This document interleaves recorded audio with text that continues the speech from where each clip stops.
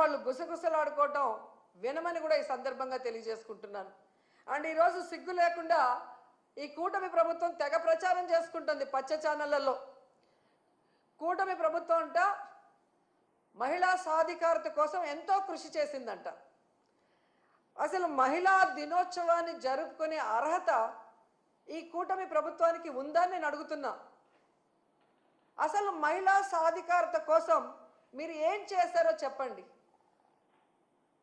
ఈరోజు రాష్ట్రంలో చూస్తే ప్రతి గంటకి 70 మంది, ప్రతి రోజుకి 70 మంది మహిళలు, వృద్ధులు, చిన్నపిల్లల మీద అఘాయిత్యాలు జరుగుతున్నాయి. గంటకి 3 మీద మీ పోలీస్ రికార్డ్సే చెప్తున్నాయి. ఇదేనా మహిళా సాధికారత? మహిళలు రాజకీయంగా ఎదగాలని జగన్మోహన్ రెడ్డి గారు ఇచ్చిన 50% రిజర్వేషన్ని మహిళలకి ఎత్తేశారు మీరు. ఇదేనా మహిళా సాధికారత? మహిళల రక్షణ కోసం దిశ యాప్, దిశ పోలీస్ స్టేషన్లు, మహిళా పోలీసుల్ని తీసుకొస్తే వాటిని మీరు ఎత్తేసి ఈరోజు దీన్నే మహిళా సాధికారత అంటారని అడుగుతున్నాను.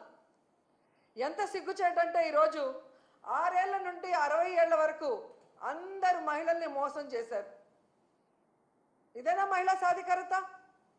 దాదాపుగా 50,000 పైగా బెల్ట్ షాపులు పెట్టి ఈరోజు ఆడవాళ్ల పసుపు కుంకాలతో చెలగాటమాడుతున్నావు చంద్రబాబు నాయుడు. ఇదేనా మహిళా సాధికారత? అలాగే మీరు చూస్తే తల్లికి వందనం పథకం పెట్టి గత బడ్జెట్లోనూ ఈ బడ్జెట్లోనూ డబ్బులైతే కేటాయిస్తున్నారు, కానీ తల్లికి పంగనామాలు పెట్టడం తప్ప తల్లికి వందనం ఇవ్వని మీరు ఇదే మహిళా సాధికారత అని ప్రచారం చేసుకుంటున్నారా?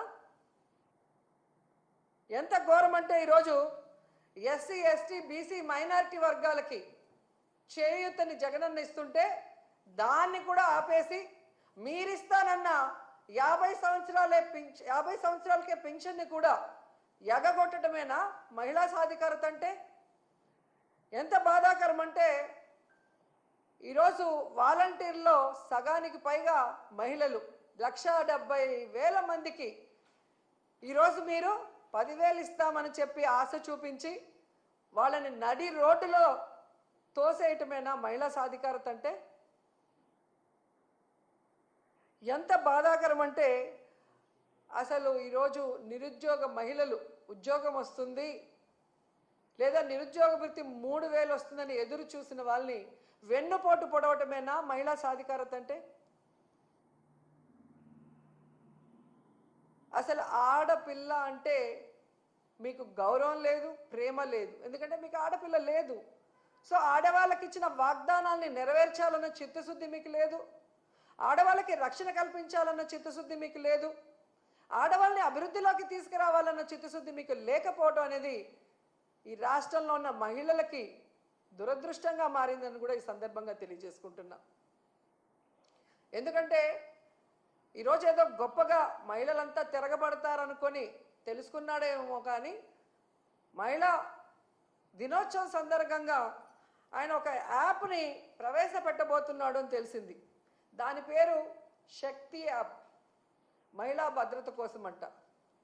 సంతోషం, కనీసం నీకు కొత్త ఆలోచన రాకపోయినా జగన్మోహన్ రెడ్డి గారి ఆలోచనని కాపీ కొట్టి ఈరోజు పేరు మార్చైనా పెడుతున్నందుకు సంతోషం. కానీ పేరుతో సరిదిద్దద్దండి, దాన్ని సక్రమంగా ఇంప్లిమెంట్ చేసి మహిళా పోలీస్ స్టేషన్లని దిశ యాప్ ఉపయోగించి అలాగే మహిళా పోలీసులు ఉపయోగించి మహిళల్ని రక్షించే విధంగా ముందుకు వెళ్ళండి.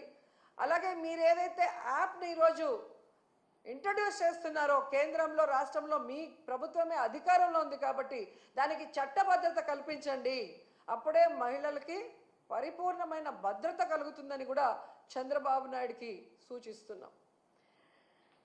ఎందుకంటే ఈరోజు మీరు చూస్తే ఇంతవరకు జరిగిన ఏ క్యాబినెట్లో కూడా చంద్రబాబు నాయుడు గారు లేదా ఆయన యొక్క క్యాబినెట్ మహిళా భద్రత గురించి ఏ రోజు కూడా చర్చించలేదు. కానీ వ్యాపారులకి, మద్యం వ్యాపారులకి కమిషన్ పెంచడానికి వాళ్ళు క్యాబినెట్లో డిస్కస్ చేశారంటే ఎంత సిగ్గుచేటో ఒకసారి ఆలోచించండి. ఎందుకంటే ఈ మద్యం, గంజాయి, డ్రగ్స్ వల్లే మహిళల మీద దాడులు, మహిళల మీద రేపులు, చిన్నపిల్లల్ని సెక్షువల్ హరాస్మెంటు, ఇళ్లలో భార్యల్ని, తల్లుల్ని గృహహింసకి, ఇవన్నీ కారణం గంజాయి, డ్రగ్స్, మందును విచ్చలవిడిగా ఫోన్ చేస్తే ఇంటికి డోర్ డెలివరీ చేసే దౌర్భాగ్య పరిస్థితి ఈరోజు చంద్రబాబు నాయుడు గారి ప్రభుత్వంలో ఉంది. సాక్షాత్తు ముఖ్యమంత్రి గారు ప్రాతినిధ్యం వహిస్తున్న కుప్పంలో గంజాయి సాగు ఈరోజు ఎకరాలకు ఎకరాలు జరుగుతుంది. అలాగే ఈరోజు సీఎం గారు నివాసం ఉంటున్న ఈ గుంటూరు జిల్లాలో డ్రగ్స్కి అడ్డాగా మారింది. ఇక హోంమంత్రి అనిత ఇన్ఛార్జిగా ఉన్న వైజాగ్లో ఆ చుట్టుపక్కల గంజాయి సాగు ఎలా తాగుతుంది, డ్రగ్స్కి అడ్డాగా ఎలా మారుతుంది అనేది తెలుసుకోవాలి, సిగ్గుపడాలి, వాటిని అరికట్టాలి. ఎందుకంటే వీటి వల్లే మహిళలకి భద్రత లేకుండా పోతుంది. ఫస్ట్ వీటిని అరికట్టగలిగితే మీరు మహిళలకి ఎంతో మేలు చేసిన వాళ్ళు అవుతారు. ఆ తర్వాత దిశ పోలీస్ స్టేషన్ల ద్వారా మీకు ఇన్ఫార్మ్ వచ్చిన వెంటనే కనుక రియాక్ట్ అయితే జగనన్న ప్రభుత్వంలో లాగా మహిళలు గుండెల మీద చేసుకొని ప్రశాంతంగా ధైర్యంగా ఉండగలరని కూడా ఈ సందర్భంగా తెలియజేసుకుంటున్నాను. ముఖ్యంగా మహిళా దినోత్సవ సందర్భంగా డిప్యూటీ సీఎం పవన్ కళ్యాణ్ గారిని ఒక 2 క్వశ్చన్లు అడగాలనుకుంటున్నాను. పవన్ కళ్యాణ్ గారు గత 5 సంవత్సరాలు ఊగిపోయి అరుస్తూ మహిళల కోసం ఎంత మాట్లాడారో మనం చూసాం. ఈ రాష్ట్రంలో జగనన్న ప్రభుత్వంలో 30,000 మంది మహిళలు అక్రమ రవాణా అయ్యారు, కేంద్ర నిఘా వర్గాలు చెప్పాయి అని చెప్పి పవన్ కళ్యాణ్ గారు మాట్లాడారు. మరి ఈరోజు మీరు అధికారంలోకి వచ్చారు కదా, ఆ 30,000 మంది ఎక్కడున్నారో కేంద్ర నిఘా వర్గాలు మీకు చెప్పలేదా? వాళ్ళని ఇంటికి తీసుకొచ్చి వదిలిపెట్టడానికి మీ ప్రభుత్వం ఏం ప్రణాళికలు చేపట్టిందో ఇంతవరకు ఏ రోజు డిస్కషన్ చేయలేదే.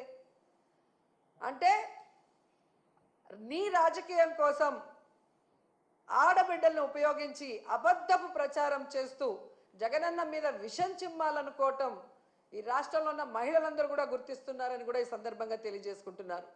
ఎందుకంటే మీరు ఒక మహిళా ద్రోహి. మీ రాజకీయ లబ్ధి కోసం మహిళల పేర్లు లేదా ఇలాంటి ఇష్యూస్ వాడుకుంటున్నారే తప్ప అధికారంలోకి వచ్చాక వాళ్ళకి మంచి చేయాలి, న్యాయం చేయాలి అన్న విషయంలో మీకు చిత్తశుద్ధి లేదనేది సుగాలి ప్రీతి విషయం కూడా తీసుకుంటే అర్థమైపోతుంది. చంద్రబాబు నాయుడు ప్రభుత్వంలో 2017లో జరిగిన ఇష్యూని అప్పుడు సైలెంట్గా ఉండి జగనన్న ప్రభుత్వంలో జరిగినట్టుగా ఎలా 5 సంవత్సరాలు ఆ ఒక్క విషయమే పట్టుకొని ఊగులాడారో మేము చూసాం. మరి అదే సుగాలి ప్రీతి వాళ్ళ అమ్మ జనసేన సభ్యత్వం తీసుకుంది, మీ పార్టీలో ఉంది, మీరు అధికారంలోకి వచ్చి కూటమి ప్రభుత్వం 10 నెలలు అవుతుంది. మరి ఎందుకు సుగాలి ప్రీతి వాళ్ళ అమ్మకి నువ్వు అపాయింట్మెంట్ ఇవ్వట్లేదు?